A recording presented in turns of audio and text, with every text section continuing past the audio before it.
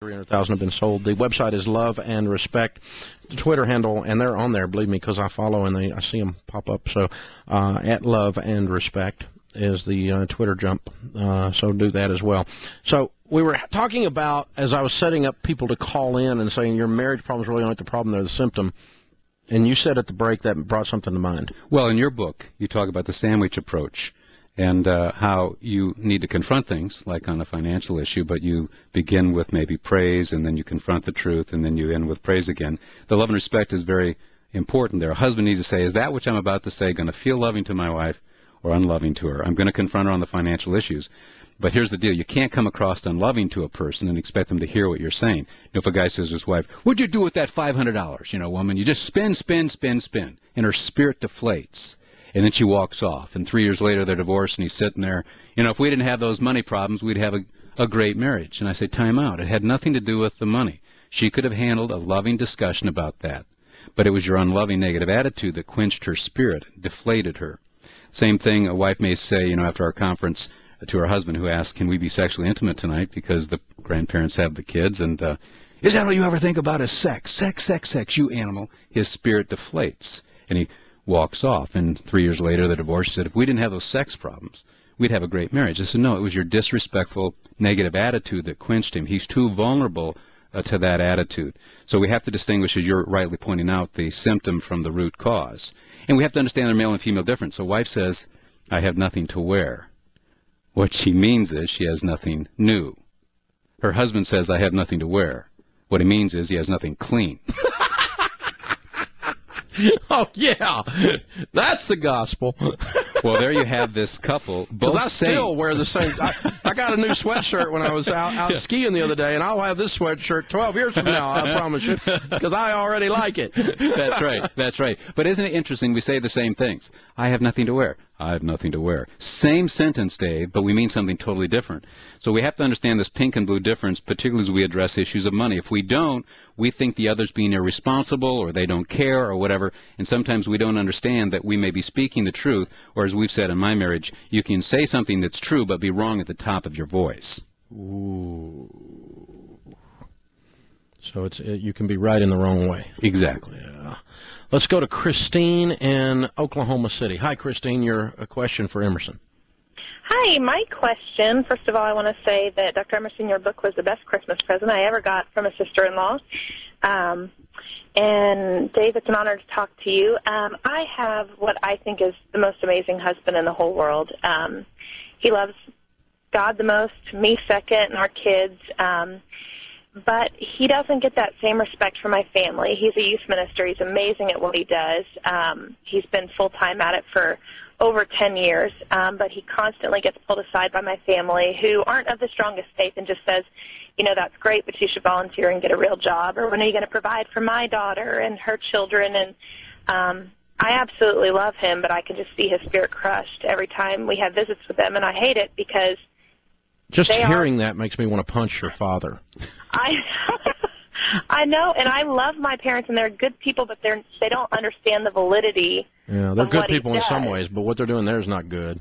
No. How would you address this, Doc? Well, I always try to look at the goodwill in people, and your dad's trying to protect you, his baby girl, and he adores you, and so he's motivated to protect you, but he should know as well that your husband feels this responsibility to provide, and basically what he's saying is that he's not manning up to his responsibilities, and of course that will devastate any man. We recognize throughout all the literature that men have this strong sense of responsibility to provide. I always say, given a husband, wife in the house, 3 children, murderer comes in the house and says, one of you must die and I will let the rest of you go free. And given that's true, who dies?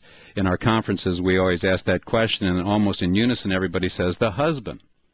The husband feels this responsibility. And so the message that's coming through is, hey, you're irresponsible. And he's very sensitive to that. That'd be like saying to a woman who's a mother, you're really not that good of a mom. And we have vulnerabilities. But I will tell you that your husband would be willing to die for you, and you just let him know that you believe in him. And yes, this is painful. He's experiencing that rejection, but you express your belief in him. One husband said to his wife, I love you so much I would die for you. I would die for you. And she said, oh, Harry, you keep saying that, but you never do. So, no advice on the boundary issues with her parents? Well, I think that, first of all, he's got to realize that some things are going to be said to him that are inappropriate. But if God's called him to the ministry, then he's got to just simply say, you know what, I'm suffering here. I feel badly. But he might want to sit down with your dad and ask the question, do you think I'm failing your precious daughter? It hurts me that you would think that I'm failing this apple of your eye. Let's talk about that, because I'm committed to providing. I remember when Sarah and I first got married and she was a little anxious. I said, honey, I'm responsible for you, and if I have to put stocks on shelves and work in the grocery store, I'm going to do that. I'm committed. And he needs to broach the subject and say, do you really think I'm failing your daughter? Because that's the last thing I would do, because I want you to know I would die for her. But it hurts me that you would think that I would fail her. He needs to ask the question, and let's see where it goes there. Well, I appreciate that advice. I know whenever I talk to him about how he's feeling afterwards, he always just says, well, the only place Jesus wasn't received was his own city. And I said, yeah, but I think they watched us. I stayed home with the kids for several years and then got a job at the point where we were just, too in debt to do anything about it. We just needed to dig ourselves out of it, and I think they see that now. Okay, all right, that's new information. Yes, so your dad's afraid. I would just be empathetic toward your dad's fear and his desire to protect you, and honor your father in the midst of that very difficult confrontation. But you seem to be coming alongside of your husband beautifully, and I thank you for your example. You both are mature. You'll be able to proceed through that, I think, with great success. I'm really impressed by your attitude even. No, I appreciate that. He deserves a lot more, and I know he's kind of capped out where he can make, but he's not willing to give it up. He just doesn't want me to ever feel like he's failing me, but I definitely don't. Yes. So. All right. I hear you. Hey, thanks for the call, Don. Well, you're just a lot nicer than me. I feel the same way you feel at times, but I have to get in tune with that father, and what's motivation? Is he really trying to be condemning of the son-in-law, or is he protective of his daughter? And I don't have an answer to that. I agree with his motivation. I just think he's way out of line. Yeah. I mean, one of the best pieces of advice I ever got, bringing my daughter, I know your daughter works in your team, and my daughter on this team, and her husband on this team, was not, he said, the guy told me, he said, don't worry about your daughter. You and your daughter will be fine. It's just don't neuter your son-in-law. Yes.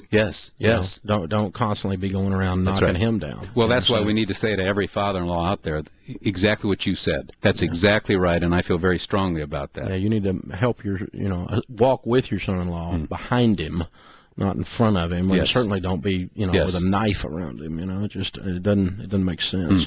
And that's easy. I mean, it's easy to do. As a dad of daughters, I can see that part of it. Yes. It's just, shallow stuff. Dr. Emerson Eggerichs is our guest. All right, let's talk about a lot of women listening right now. And, I had a call in another hour. The guy doesn't work. He won't work. He doesn't bring home money. So how do I respect him when he doesn't deserve it? No, that's an excellent question. We get that. By the way, I never get any emails from a husband saying my wife's unemployed. Yeah, I can relate. I can relate. So there is this sense she won't work. I get a couple of those, but about two a year. But I get a lot more of the guy. The guy won't man up. That's exactly right. And so the problem here is that the man is failing to provide.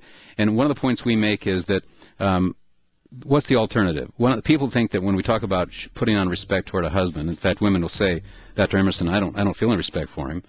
He's, it would be hypocritical for me to show it. He's not superior to me. I'm not inferior to him. He hasn't earned it. He doesn't deserve it. I really think this is about, returning to patriarchy and really submitting myself to his dominance. And but I'm not going to subject myself to emotional abuse. But other than these things, I'm really open to hearing what you have to say about this respect topic. All right, tell you what, let's hold that one. We'll come back with that idea. I want to hear how you respect someone who doesn't deserve it when we come back from this break. If you do, you hang with me through the break. This